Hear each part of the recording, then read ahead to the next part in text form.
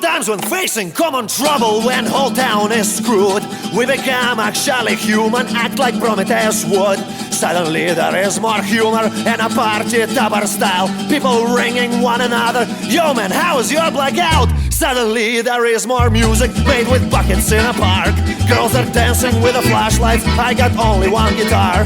And you see brothers and sisters all engaged in sport of health, making merry out of nothing like in refugee camp. Whoa yeah, whoa no, it doesn't have to be so. It is possible anytime, anywhere, even without any dough. Whoa yeah, whoa. Hello and welcome to another episode of the Minor Compositions podcast. Today we're joined by Matt York to talk about his newish book, Love and Revolution, A Politics for the Deep Commons. Thanks for coming along, Matt.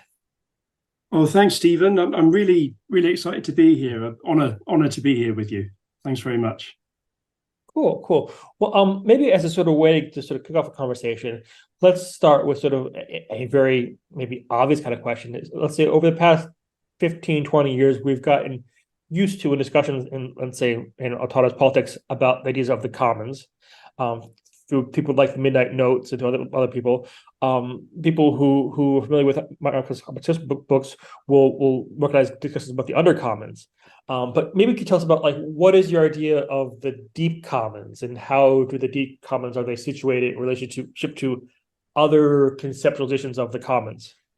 Yeah. So the truth is, I'm still working that out. It's a work in progress, but I didn't necessarily arrive at the deep commons through research in the commons or commoning, but more I was interested in this kind of sense of deep connection and affinity that lots of us feel when we might be organizing or at actions and more generally in day-to-day life, this sense of interconnectedness that also comes with a sense of affinity and what I ended up calling revolutionary love. So I'm not alone. Many people are interested in that.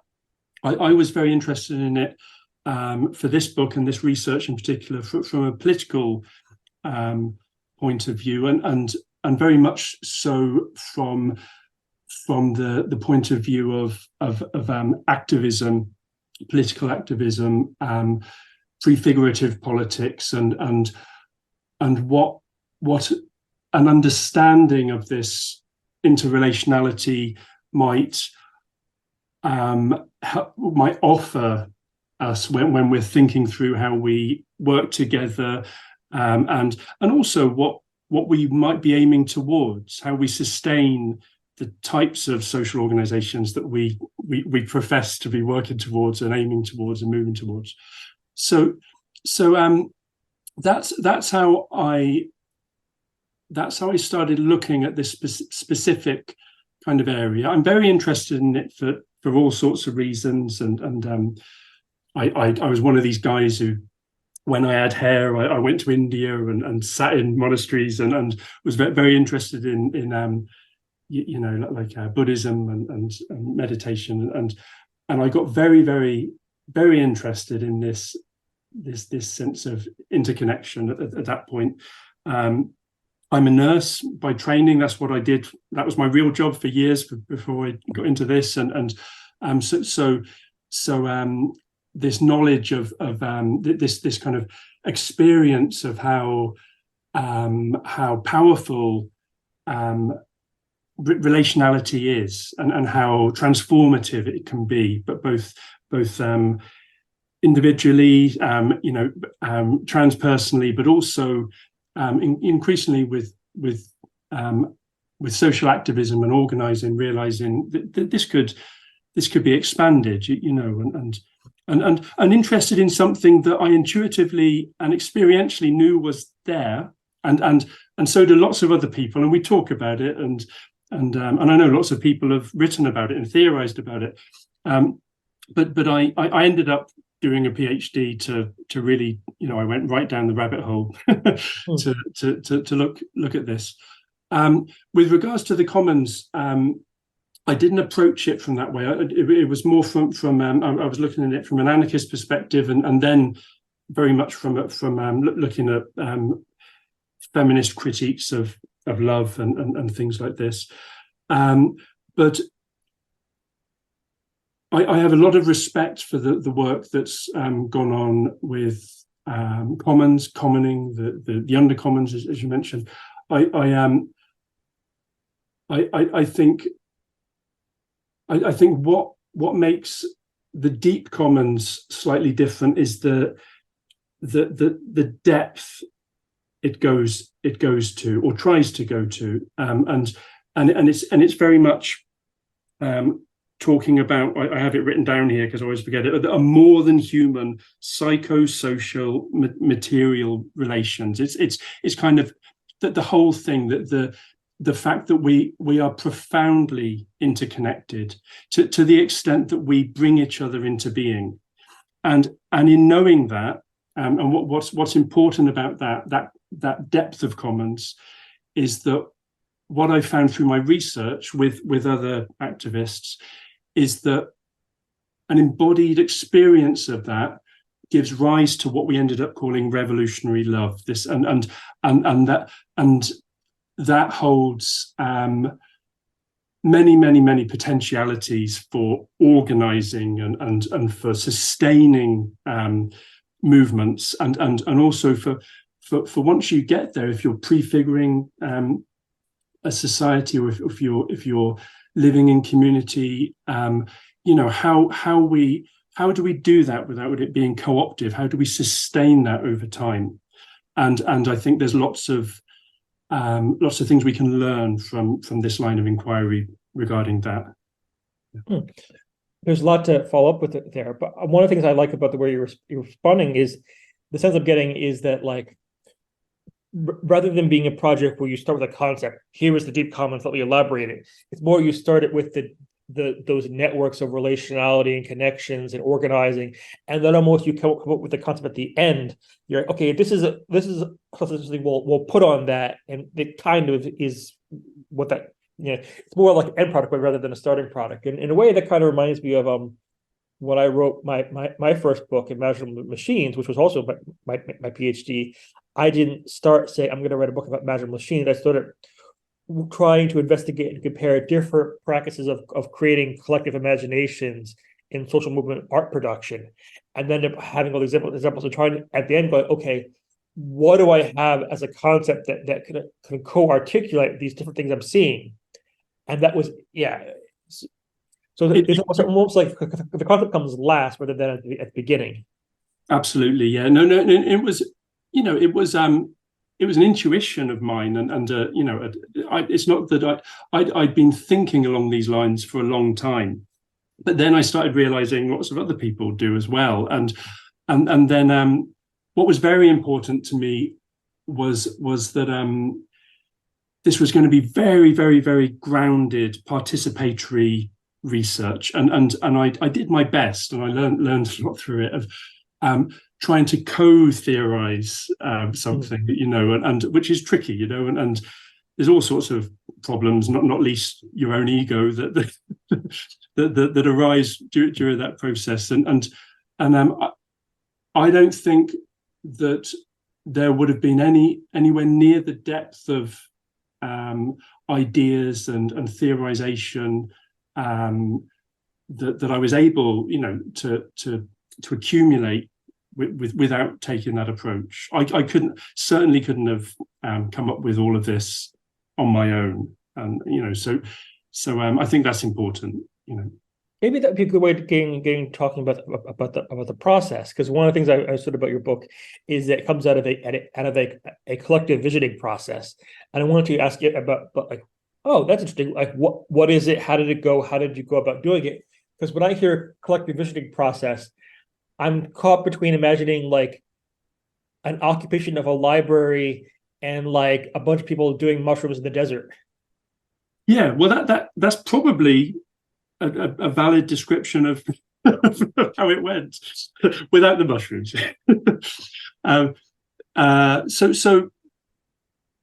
So it's important to me. What I was thinking about this last night when I was thinking about coming on and talking to you, and a really good description of why I do the kind of research I do. I grew up on council estates in Plymouth. You live in England. You've probably heard of Plymouth down in the southwest, and it was pretty rough. There was second, third generation unemployment. The dockyards had stopped generations before, and it was tough there, but it was beautiful, and it was my home, and we had great community there. And once a term, the University of Plymouth sociology department would bring this white minibus of I felt really sorry for them, students down to come and look at us, to see inner city deprivation, and they also they'd be absolutely terrified, and of course we'd be abusive, but not in a playful way, and it was probably confirmed some of their ideas about the kind of people who live in these places, and it's really stuck with me. But even more so since I became a researcher myself, I became interested in research myself.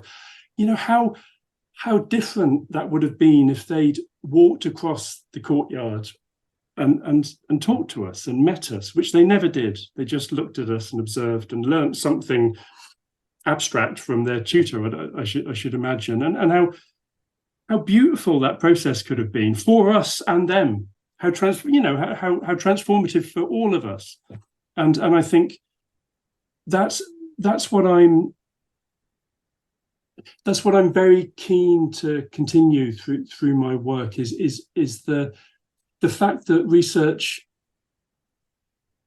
is often about, research is about understanding something. It might be about understanding a problem, understanding a phenomena, but it can also be a living, active, ongoing process, a communal process with an ongoing inquisitiveness that over time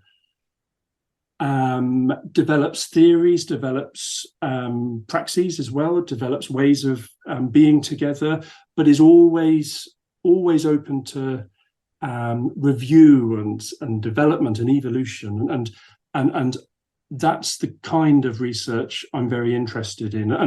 And this process was really, really beautiful. We didn't do mushrooms in the desert, but at one point there was a group of us who started using mindfulness techniques together and doing visualizations and all sorts. So it was a bit like a mushroom trip, not quite as visual, but it was along those lines. We really went to places together, formed trust, and went to places together that you wouldn't usually go to in your kind of bog standard research process, and also it formed affinities that I knew some of these guys before. I know all of them very well now, and we keep in touch, and all of them are activists in different struggles, different parts of the world, and we're in touch, and it I think that's as important, if not more important. The outcome of it has real world implications, not just, I think theory is really, really important, and as much as I think it's true when we are critiqued, people in universities are critiqued for not taking activism seriously, not including activists. I think just dismissing offhand theory and theorists is also a little bit of an oversimplification, because I think there can be a dance between both groups that comes up with something really vibrant and special. Yeah. Well, people aren't going to be able to tell this because they can't see you, but just looking at you, you do not look nearly as old as I would have expected, just based upon the anecdote about, the sociologist coming to see the poorest kids in the state. which to me sounds like it's something straight out of the 18th century, and Yeah. quite bizarre. But I really like the way you're describing that process, and maybe I was being glib with the mushroom joke, but like in a way, what you're describing is perhaps not so different from, let's say, your archetypical shamanistic journey, where you have to exit normal social relationships and find another perspective outside of it, and then you come, after making this journey, you come back and bring something with you. And so you talk, to me, it sounds like you're describing going on something of a collective journey to explore these things together, which is absolutely weirdly, because I was thrown out of school when I was 16, so I actually came back through an access course. That's how I re-entered education, and I got on very well with my sociology teacher, and my end of term project, my end of year project for that was actually arguing that Jesus was a shaman and he'd gone off into the Sinai desert and taken mushrooms for 40 days and came back, and and that I got very good marks for that. But that's just that's an aside, pointless aside. But I think and I think we miss a trick in the universities, that research is often seen as something you do for a while to almost to prove your own, to prove a point, to prove your point usually, and it's very abstract, and I think we really miss a trick, because actually, as you said, it can be a journey, and it can be an ongoing journey, and it can be a real collaboration between, as I said, I believe that these institutions are valuable. It's valuable to accumulate knowledge, to work with knowledge. It's really valuable. But we're missing a trick if we don't reach out and collaborate on these processes with the rest of the world. With the other 99.999% of human beings. So my experience has been that it can be transformative. It's certainly been transformative for me.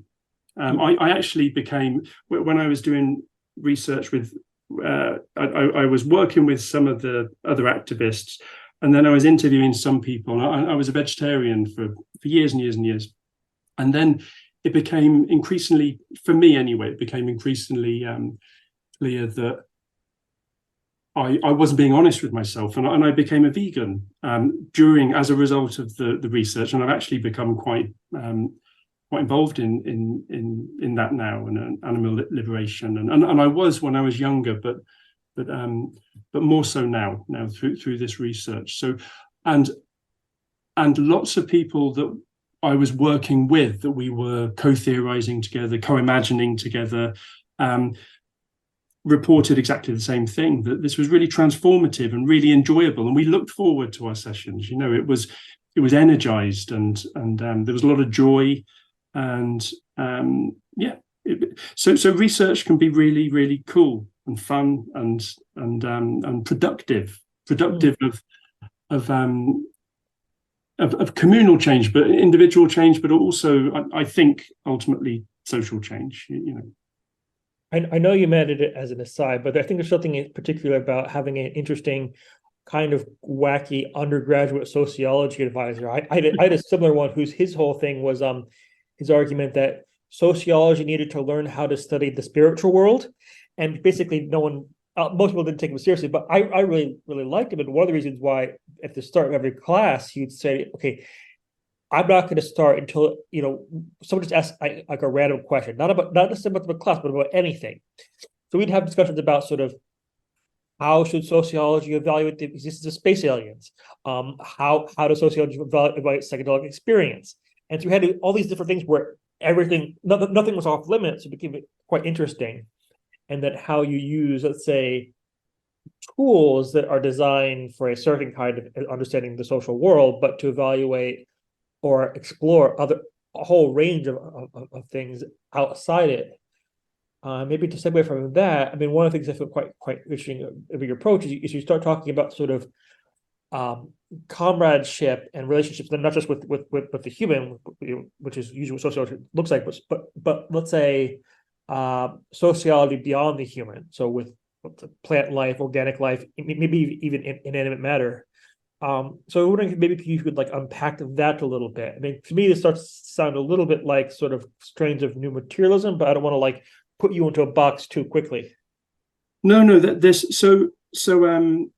yeah, as these conversations about the deep commons became deeper, and as I read more and kept on going down that rabbit hole I was talking about, one of the places I started, because my research was fundamentally about love as a political concept, and so I started, and I'm really glad I did, with feminist love studies and feminist critiques of love, and also feminist critiques of political theorists talking about love, you know, and Michael Hart had a had a lot of critique from this particular cohort of scholars, and it was very, very good. And to be fair to him, he responded really well and really made himself vulnerable and opened himself up and learned in public by discussing with them and talking it through. So a lot of the work in feminist love studies takes a new materialist approach, and so I became very interested in posthumanism, the post-humanities, and all of this, and not least because I was already very interested in indigenous cosmovisions and the way that for millennia in indigenous societies, including my own, I used to go walking up on Dartmoor, and the standing stones up there that I visit, our own indigenous, a few centuries back in the UK, was very much in line with what we call indigenous peoples now, and it was again this profound interconnection, this embeddedness within nature. So not humans being part of nature so much, because there's still like a separation there, but very much an entanglement, using a post-humanist term. So there was this entangled relationality. So I also found that in certain there were, so in Buddhism, for instance, I mentioned Buddhism, so I would have been very interested in theorists of emptiness and dependent arising. So again, looking at these paradoxes of materiality, but at the same time immateriality, both existing at the same moment, and what that can mean. How do we think about that? And I found anarchist theorists like Landauer, for instance, also really kind of dove into this to these paradoxes. He talked about love a lot, but he also talked about the self and how he was thinking through and puzzling how to build the new society and how to build a foundation for a new society when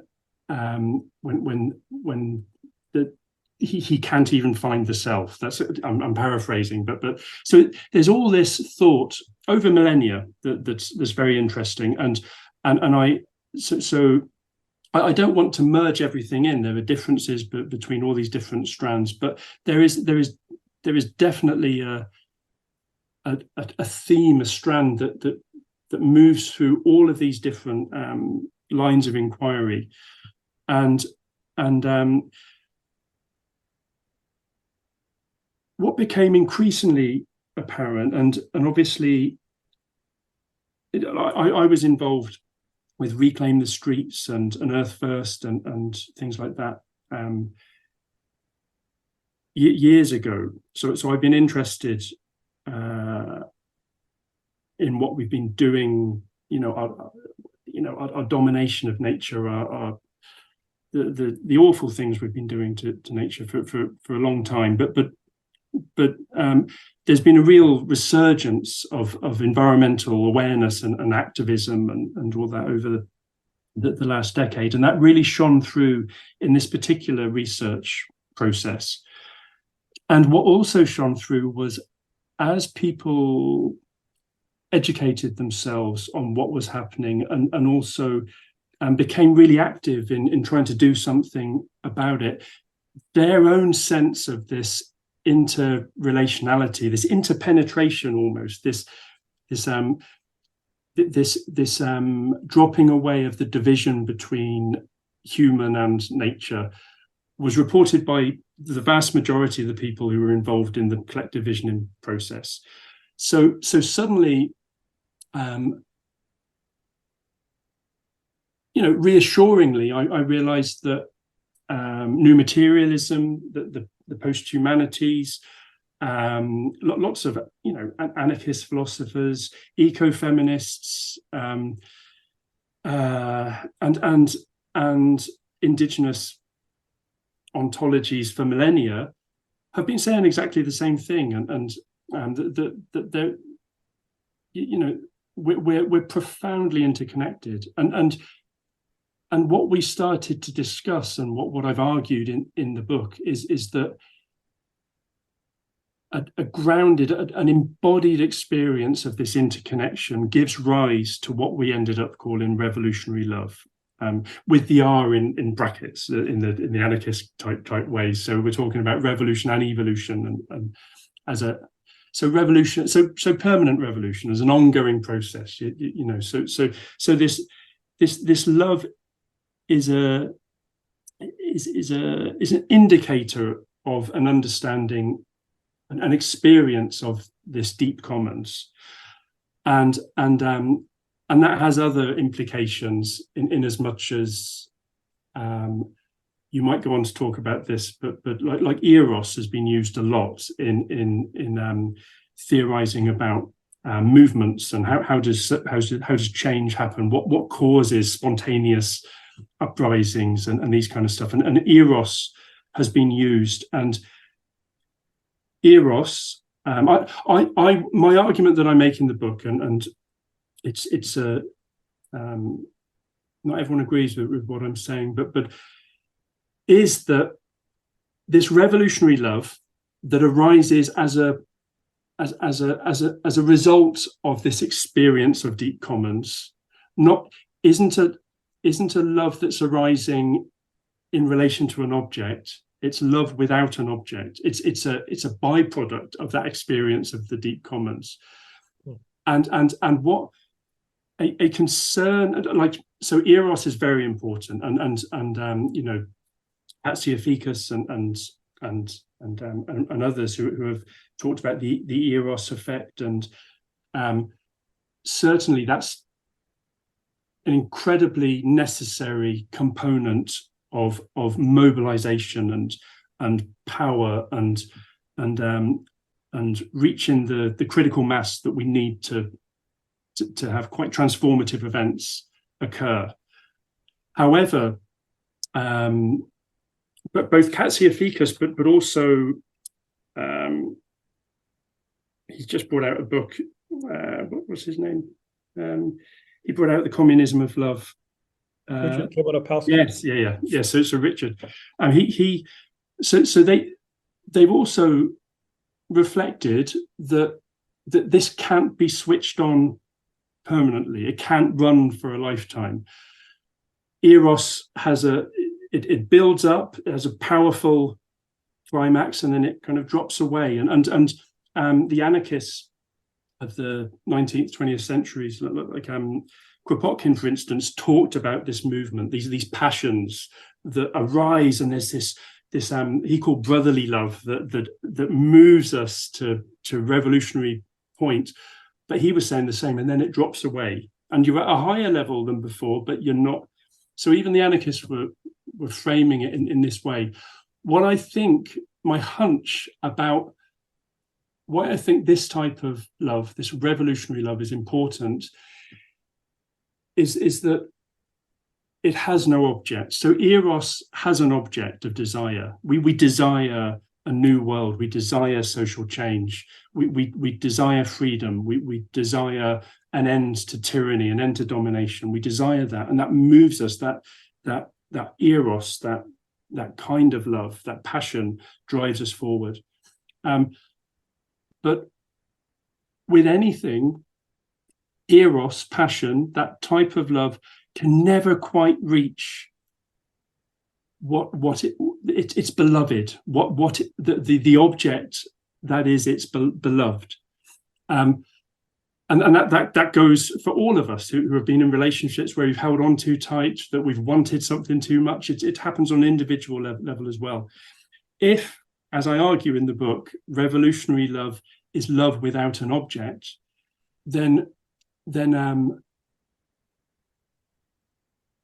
it doesn't have to die out. It can be an ongoing support. It can be a foundation for an ongoing relational ethics, an ongoing way of co-constituting society, and avoid that post-revolutionary moment where the counter-revolution occurs, where all the parties come in and says, okay, we've got this, we've got it, So the permanent revolution that anarchists for centuries have talked about, I argue that this revolutionary love can serve as the foundation for that, as an ongoing way. And it's interesting because I talk a lot about immanence. So I talk a lot about transcendence and immanence and transcendence in the book. Marcuse himself, in Eros and Revolution, he actually reflected only at one point. I only found one point, but he kind of gets all reflective, and he says, only when mankind returns to immanence can we really find that. And again, I'm paraphrasing, but find that ongoing freedom, that peaceful, ongoing peaceful society. And I absolutely agree. And I think that when we're talking about, what we're calling the deep commons and revolutionary love, I think there's something there that offers us the opportunity to find modes of ways of organizing, ways of co-being that allow for that long-term sustained free society.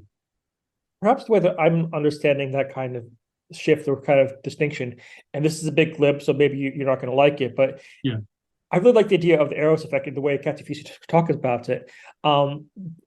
And also, side note, the episode just before this was with Nadia Milner Larson talking about her book on Black Mask Up Against the Wall, and they would talk a lot about armed love as being what animated their politics. So, which is not so far from the Eros effect. But to me, the Eros effect feels like young love, like the passion of the young couple. It's all-encompassing, very intense, and then burns out. And what you're describing is, and maybe I don't want to stick in a couple form, but to me, it sounds more like the love of the old couple that isn't all-encompassing, but it's almost more like a deep-seated form of care where you share something and it's not as maybe burning intense, but it's sort of still there and still animating the relationship. But it's almost like trying to take that outside of the couple form. I suppose in Christian theology you would call that agape, right? But that's in a way, but agape still has all beings or all humans, usually in the Christian, as an object. So I think so it would be agape. It would be agape beyond all beings, and an eros, an eros without an object. I guess that would be what I'm talking about. It's I like that idea. I've never really thought of it in terms of relating it to a couple relationship. So a younger and older. And what's important is that both of these energies are essential. You know, I'm in no way. I love the work of Katsia Fika. So I love the communism of love. I think these are really great works and really, really important. And clearly we need that power, we need that drive, we need these mass mobilizations. That's really important. But if you one of the chapters, or one of the sections of the chapters in my book, looks back through history, and if you look at the English Revolution with the levelers, the French Revolution, the Spanish, you know, all of the revolutions you kind of go back through. There's no end of eros. You know, there's eros has carried them, has carried these revolutionary moments to their to this point of almost fruition. What repeatedly happens though is that it's unsustainable. You can't keep on. It's too much, and it's not healthy. If you think of a relationship, you can't. You know, I'm in a long-term relationship. We'd be dead by now if the kind of passion you feel when you first get together sustained over that. You know, it's just impossible. And I think it's the same for revolution. So the question that lots of people ask is what do we do about that? Like I had people who were involved on the ground in the Arab uprising, the Arab Spring, and they talked about this. They said, you know, what happened? You know, it was so beautiful. It was so spontaneous. It was we were out on the streets.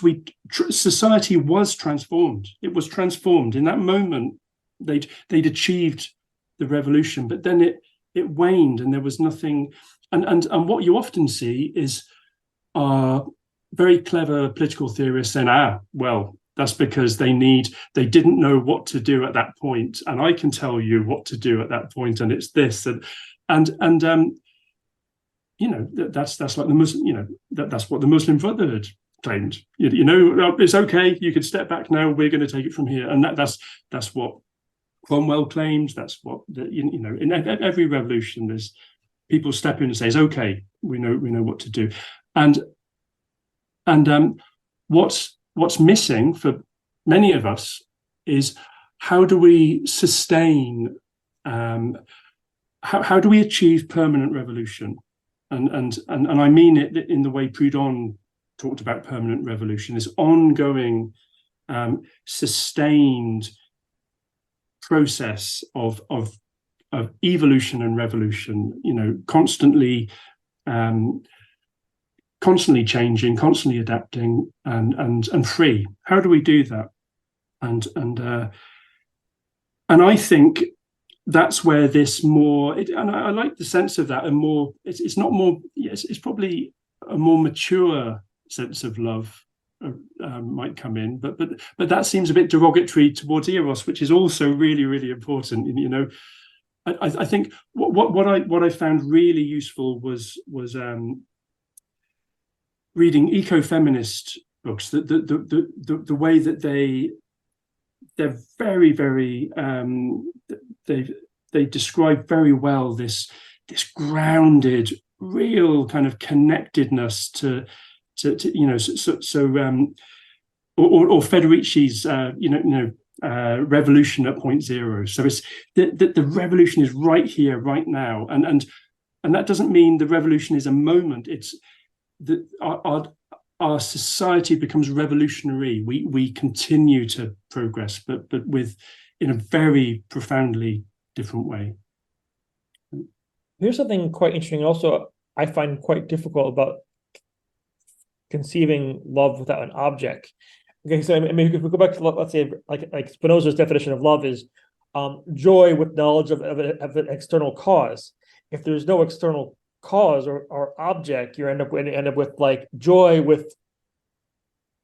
Yeah, I'm trying to find, thinking through that, quite tricky, but interesting, but it is tricky. No, it's very tricky, and it might, I might be overclaiming, but that's the way. That's the claim I make. That's the way I describe it. Is it's not what I experienced and what the people I was thinking this through with experienced, is that when you feel immersed, entangled in this deep commons, that you are part of this deep commons, what we're calling revolutionary love is it's a sense, it's a feeling arises as a result of that, but it's not a love of the deep commons. The deep commons isn't the object of the love. There is no clear object of the love. It's a sense of intimacy, and I don't think it's that, it's not. It's very much related to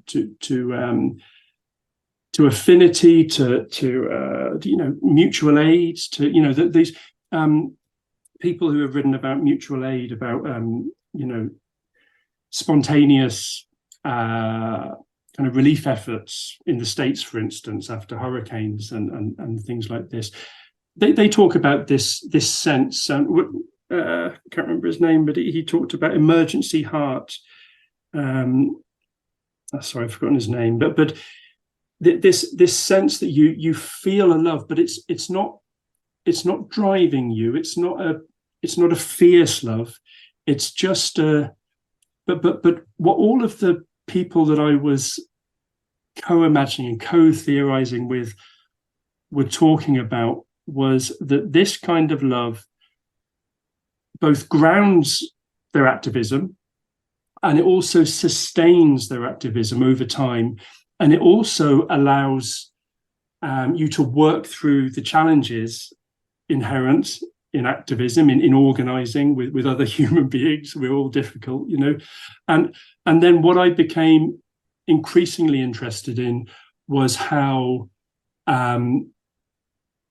beyond that, so that's almost related to that revolutionary movement, that eros, it in a way accompanies, it grounds that eros effect, that movement towards the revolutionary moment. But what I'm interested in is that this what we're calling revolutionary love can then continue. It can sustain past that moment and be the ground for a co-emergent relational ethics that doesn't need any of the kind of domination that other ethical systems that we might be more used to require.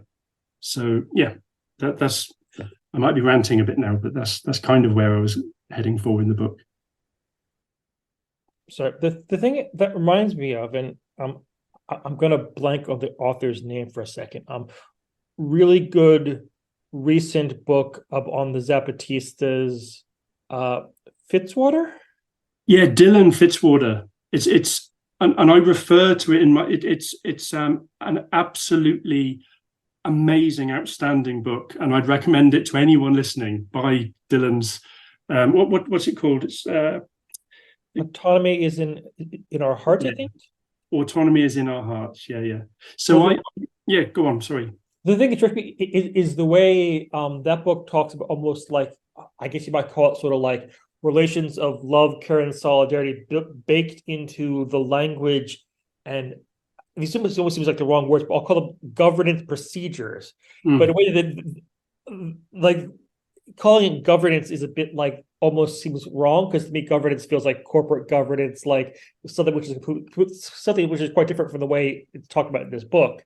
But it's almost like trying to have that kind of relationality baked into the way they talk about and do things, and rather than being this sort of like set of rules. Yeah, no, and so this I relate this to the deep commons and revolutionary love, actually, because when the Marx, this is well known, when the Marxist revolutionaries kind of went up into Chiapas, into the mountains, they went there as vanguardists. They had the solution, and they needed to teach the peasants about their ideology so that they could lead them into a struggle, into an armed struggle. What happened actually was, which they weren't expecting, was that they were completely transformed by the indigenous cosmovision that they ended up immersed in while they were up in those mountains, and it completely flipped their understanding of what a revolutionary process might be, and that's we have the Zapatista revolution as a result. Perhaps in a way, this is the opposite side of your initial anecdote about the sociologists. The Marxist vanguard went to go see the poor Mexicans, with the poor thinking they were going to lead them, but rather than doing that, they're like, oh, maybe we should talk to people. Exactly. As I said, if only they'd come across and introduce themselves, how beautiful it would have been, and how transformative for both parties, because it was also transformative for this community. It empowered them. It set something off and set something in motion. But in the Tsot, I'm going to make some pronunciation errors now. Apologies to any Tzotzil members of the who are listening in, of the Tzotzil community. So they have these two concepts which are kind of like, they're so ingrained in culture. It could be like maybe Christmas might be for some people. You just say the word and there's so much meaning to it. So they have on, which means the collective heart, and they have I've forgotten the other one. So it's on and chulel, which again, so on is the collective heart, and chulel is this. It's almost like a collective soul, but it's not that. It's this, what I'm talking about, this profound feeling of interconnection, or not feeling, but knowing, this knowledge that we are absolutely immersed, entangled in with everything else, and we come to being together. We don't exist independently. So the Zapatistas ground, their whole kind of way of interbeing is grounded in these concepts, so that we bring each other into being, and when we, as we bring each other into being, there's a collective heart, and that might be it might be experienced individually, or it might be experienced as a whole community, and that's where it becomes important politically. So one of the sayings they have is how is the state of your heart? So we might say, hi, how you doing? They say, how is the state of your heart? And so the way someone responds to that is is whether it's kind of not solid but complete, or whether it's fragile, fractured, and that is very much related to how things are going in the community, and how much this embodied experience of interrelationality is being respected and acknowledged and lived by, and actions taken in accordance with. So that's how they've structured their decision-making processes. So you probably know. So the different communities, they collectively arrive at decisions, and then they come together into larger councils, let's call them, who again try to come up with a consensus decision, and they call and they refer to the collective hearts, and then these collective hearts get wider and wider, and if one part of the or one community out of Chiapas, for instance, out of the Zapatista autonomous zone don't agree with something, then that collective heart isn't full. It's not well. It's not stable. So they all go back, start again, and with care try to bring all the communities together and find this collective heart. And it's beautiful. It's absolutely beautiful. And Dylan's book, he's an amazing guy, and he's I would recommend people reading it. But again, this is a great example of what I'm alluding to. It's because it's a very powerful, and it's sustained. This is sustained through all sorts of challenges and all sorts of obstacles, and it permeates outwards. The Zapatismo captured the imaginations and still does of many of us around the world. And when you go to other places who are being successful, having significant success in these types of experiments in governance systems, when you go to Rojava, there are some of the indigenous beliefs around there, around that region of the world, again hold these. Rumi, for instance, came from that area and talks about love, and a lot of their folklore and culture places love right at the center. And they also talk about this profound, like Rumi, interconnection, into being, and so it's interesting to see as you look around the world, how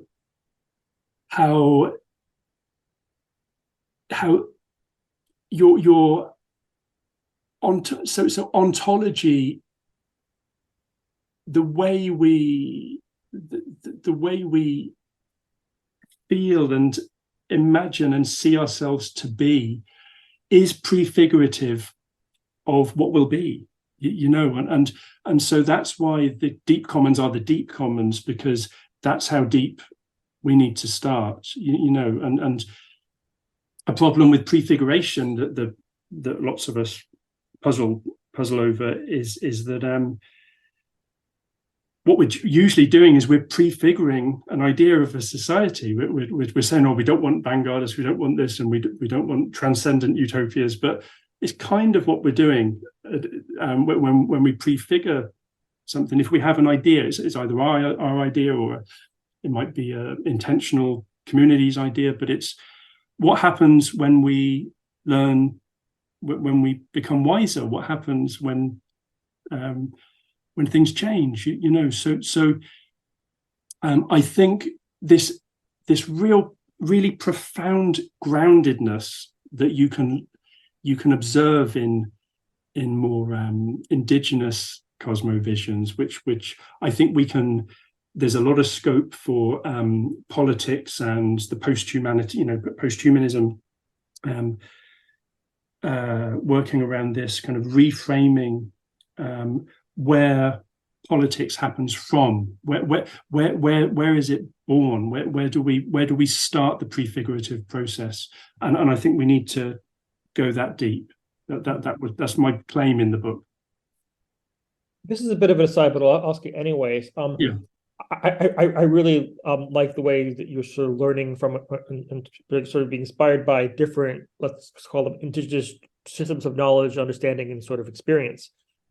I've always been slightly hesitant to talk about that too much in a UK context, in part because of the question of what indigeneity means here. It seems to be slightly complicated, and I sometimes worry about venturing into the question, because my immediate thought is I'm going to discover a bunch of BNP dudes talking about how indigenous they are, and that means that we get to sort of discriminate against sort of people from North Africa. Yeah, no, and it's tricky, and I get a lot of hassle. There's a lot of people will critique my argument for veganism and to stop dominating and murdering animals, as in contradiction to indigenous beliefs, but but then that kind of betrays it betrays like a kind of Orientalism that indigenous communities, which are just communities really, I'm just using university language, they're just communities who haven't forgotten these really fundamental important truths. It's as if we're holding them in stasis. We have this idea of what an indigenous person is, and there are some really cool indigenous vegan activists in Canada, for instance, who say, "How dare you say, we have every right to evolve our culture just like you do, and so but I think the reason I've been drawing on the indigenous worldviews and cosmovisions in this book is more to try to show this thread, that it's not a universal thread, but it is a thread that resonates globally, and it resonated with people based in the UK, in the States, across Europe. And for instance, you're talking about the UK, Isla. We use pseudonyms in the book, but Isla McLeod, she's great actually. She's a friend of ours, and she's an activist, but she's spent years kind of reclaiming her indigenous knowledge, her own, from her own area in Devon and Somerset in the southwest, and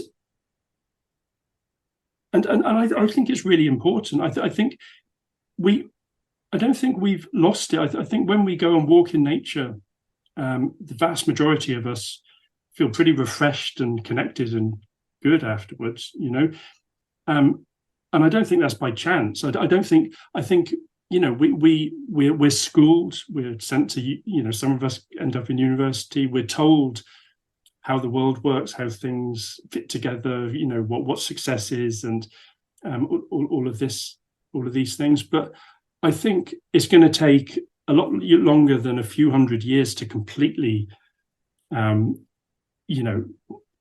re-educate us to that depth. I think that there's a hunch there that we're connected. There's a hunch, and that's why when we end up organizing together, even in the heart of empire, it just re-arises. We're connected. We love each other. We're there together, and and we're not doing it.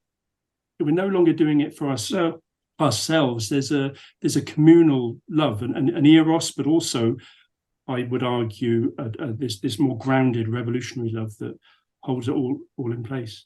Well, maybe you get to the point where I would say almost you can kind of flip the question. And what I mean by that is, if the question starts as, "Oh, isn't this interesting?" Like finding this sort of deep-seated notion of relationality and interconnectedness, and I found it here.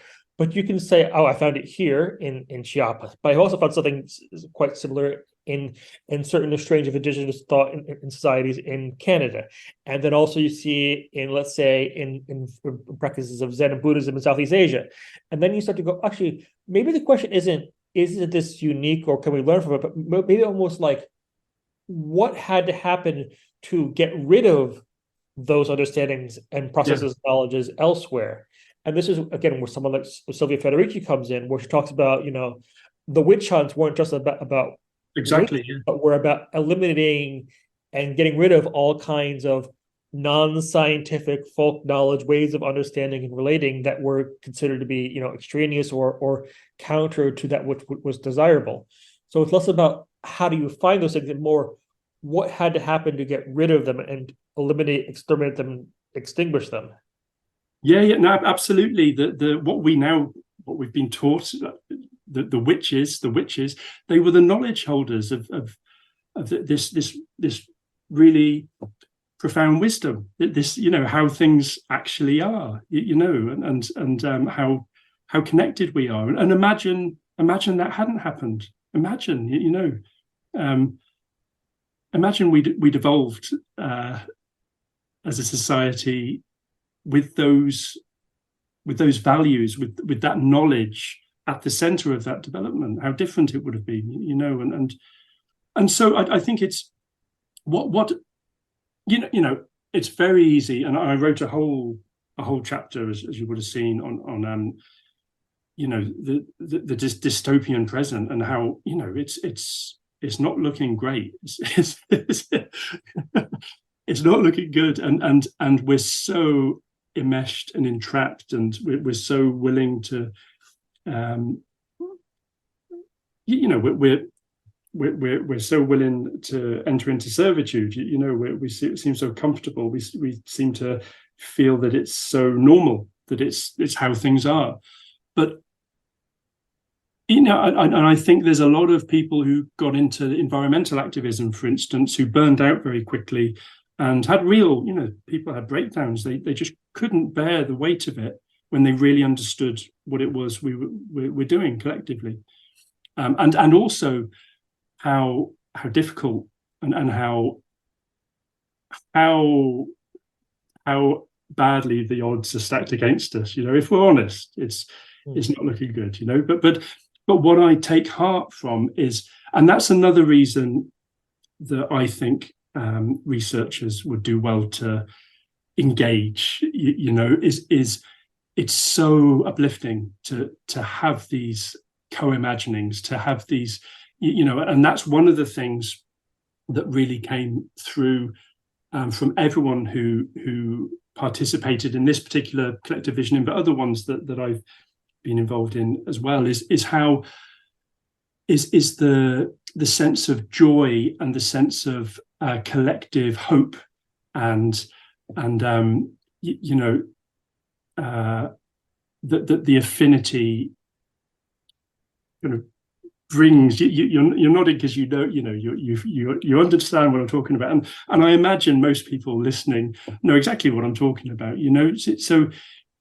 I do take heart that there are a lot of people thinking along these lines. I just, you know, you have to come up with a kind of a clever name for something. Mine's Deep Commons and Revolutionary Love, you know, but there's lots of people talking about this stuff, and you know, more importantly, there's hundreds of thousands of activists around the world talking about this right now and doing it and putting it into action on the ground and building these new societies, and some of them never stopped living like that, you know. So I do take heart.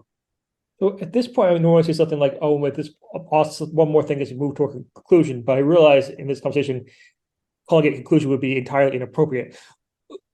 I'll ask maybe one more thing as we move towards a pause of the conversation, might be a better way to put it. And I know you're saying that, you know, things don't look good, and I totally agree with you. But maybe in a way to end on a better note, maybe if you could tell us about some things you see emerging out there, those people having those conversations that are encouraging you, or that could be even a part of your own work that you're doing. There's just something that sort of like, how do you see this developing further? Yeah, well, I mentioned, you know, if you want to make yourself feel a bit more encouraged, like look at what's happening in Chiapas, look at what's happening in Rojava, and look at the successes. You know, obviously the challenges, but look at this is possible and it's sustainable, and but also look at how things have changed. You know, when you go along to, you know, when people are organizing nowadays, there's always people in there whose main priority is that this is a caring process, that we really check ourselves to make sure that we're looking after each other, that we're respectful, that, you know, that, and often it's very overtly that we care, that these are careful processes, that these are loving processes, and that you can see everywhere. As I've looked around the world and I've talked to activists around the world, this is a phenomenon, an evolution that is happening everywhere, which is really beautiful and important. I was talking to a friend of mine, actually, but she participated in this particular one that I did in the book. She's a little bit older, like myself, and she remembers organized. She's German. She remembers organizing with anarchists and environmental activists when she was young, and how intimidating and hard and aggressive it felt to her anyway, and how much that's changed, and how much color there is in her activism now that she's returned to activism. And so I'd say I see that there's a really beautiful evolution that you can see all around the world, and it's real and it's happening, and that gives me a lot of hope for where we go to from here. With my own work, I pulled together a Deep Commons conference last year, and again, sort of people like myself, these oddballs at the on the edge of departments and universities, all went yay and came along, and loads of activists, and we had it was a really beautiful experience, and there's a kind of a network, a research network of scholars and activists, kind of carrying on from that. Myself and do you know Marina Citrin? Yeah. So we're co-editing a book now, The Deep Commons, that'll come out in a couple of years' time, I should imagine. But that's of different people from different communities around the world who organize in this way, talking about how they do it and why it's so cool and why it's so good, and so I'm very optimistic and very it inspires me and energizes me. I think there's a lot of good. You have to temper it and be realistic about all the other awful stuff, but there's a lot of us out there who really, really do care, and are interested in love, and I think it's very inspiring and encouraging. Well, thank you very much. I will thank you for coming along now, and encourage everyone to pick up a copy of your book. Or I should also mention that it's available open access, so you people can also can download it as well as buying copies. Maybe I could, if I send you a link to, I've got a web page where there's a link to download it. So that's a really cool thing about this series, is the guys, the series editors ensured that there was an open access version. I think I'm the first one. I've been really overtly putting it out there. I don't know how Manchester University Press feels about that, but actually, something just to finish. There's now quite quickly some guys in Turkey have approached Manchester University Press, and there's a Turkish language edition going to be coming out in the next few years. So I think even as a business model, it doesn't hurt to be open access. Yeah, it's entirely consistent with your subject and approach, and I think in the long run it will, even if it doesn't lead to more short-term sales or whatever, I think it will lead to better engagement, more circulation of ideas, and will be beneficial in the long run. Absolutely, yeah, absolutely. So maybe if I send you the link, you could put it in a note underneath, and can do. Yeah, and then people can just click on and access it, and please share it. And Cool. Thank you very much. Doesn't have to be so. It is possible anytime, anywhere, even without any dough. Oh yeah, oh no, it doesn't have to be so. Forces of the creative mind.